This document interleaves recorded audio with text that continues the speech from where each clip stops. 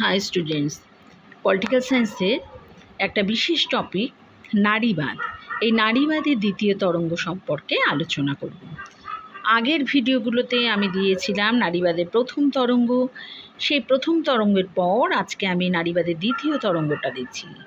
এটা 1960 থেকে 1980 সাল পর্যন্ত ছিল।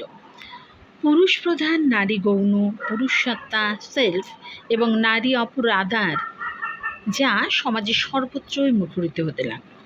এমনকি যখন পিতৃতান্ত্রিক মতাদর্শ ও সংস্কৃতিকেই সমাজে প্রাধান্য দেওয়া এবং সব রকমের চর্চার মধ্যে দিয়ে সমাজে পুরুষই যে প্রধান সত্তা, প্রাইমারি সেলফ, তা প্রতিফলিত হতে লাগলো সমাজে, যা নারী সমাজকে ভীষণভাবে আন্দোলিত করতে থাকলো।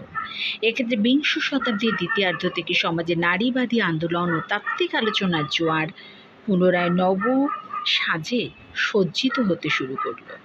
আর সেই সময়ে নারীবাদের মধ্যে একটা নতুন দিগন্ত উন্মোচন করেন ফরাসি দার্শনিক সাইমন ডি বিউভিয়ার এবং তারই লেখা দি সেকেন্ড সেক্স এই গ্রন্থটির মাধ্যমে তিনি তার সম্পূর্ণভাবে নারীবাদটাকে তুলে ধরেছিলেন।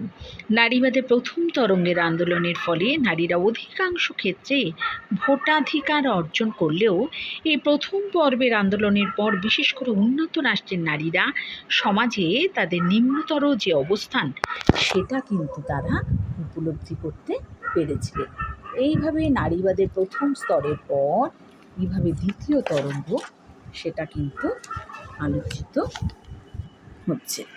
তো তারা উপলব্ধি করেছিলেন যে দ্বিতীয় বিশ্বযুদ্ধের পর মার্কিন যুক্তরাষ্ট্র, কানাডা, ফ্রান্স প্রভৃতি পুঁজিবাদের অগ্রসরতার ফলে অর্থনৈতিক বিকাশ ঘটলেও সমাজে নারীরা কোণঠাসা হয়ে পড়েছিল।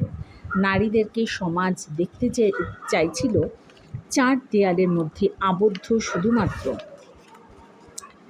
শুধুমাত্র গার্হস্থ্য জীবনকে।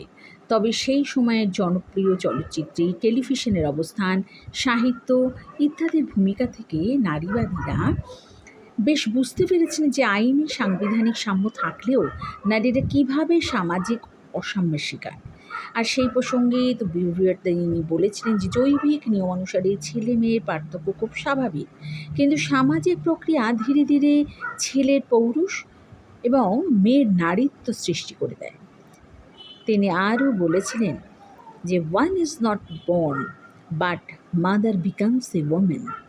আর এই চিন্তা থেকে ক্রমশ পিতৃতান্ত্রিকতা, জৈবিক লিঙ্গের সঙ্গে সামাজিক লিঙ্গের পার্থক্য, এই ধারণাগুলোর জন্ম হয়, আর যা নারীবাদের দ্বিতীয় তরঙ্গের সূচনা করেছিল, যেটা কিনা 1960-এর দশক থেকে শুরু করে 1980-র দশক পর্যন্ত এটা প্রবাহিত হয়েছিল। এই দ্বিতীয় তরঙ্গে নারীবাদের আলোচনায় এক মারাত্মক পরিবর্তন ঘটেছিল। এই তরঙ্গ তত্ত্ব নির্মাণের ওপর জোর দিয়েছিল, আর তাই এরা সমাজে লিঙ্গগত ভিন্নতা কীভাবে তৈরি হয়েছিল, এর মূল কারণ কী, সেগুলির ইতিহাস বা সংস্কৃতি বা উভয় ক্ষেত্রে অবস্থিত কি না, এই জাতীয় আরও বহু প্রশ্নকে উত্থাপিত করেছিল।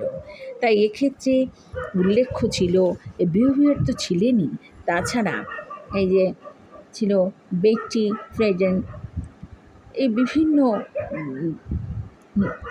জনে এরকমভাবে আলোচনা করতেন, হেলেন রেড্ডি প্রমুখ এদের নাম উল্লেখ করা যেতে পারে, যা অবশ্যই একটা র্যাডিক্যাল চিন্তাধারার দ্বারা প্রভাবিত এবং র্যাডিক্যাল চিন্তাধারা প্রতিনিধিত্ব করে। তাই এইভাবে নারীবাদের দ্বিতীয় তরঙ্গ কিন্তু আলোচিত হয়েছে। দেখো এইভাবে এইটা সবটাই আমি দিয়ে দিলাম। তো এইভাবে দ্বিতীয় তরঙ্গ আলোচিত হয়েছে। তবে বস্তুত 1980-র দশকের গোড়ার দিক থেকে নারীবাদের দ্বিতীয় তরঙ্গের ভাটা পড়ে গেছিল।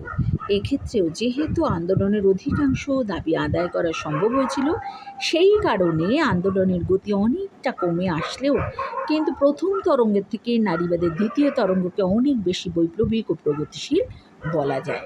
এইভাবে নারীবাদের দ্বিতীয় তরঙ্গটাকে আজকে আলোচনা করলাম।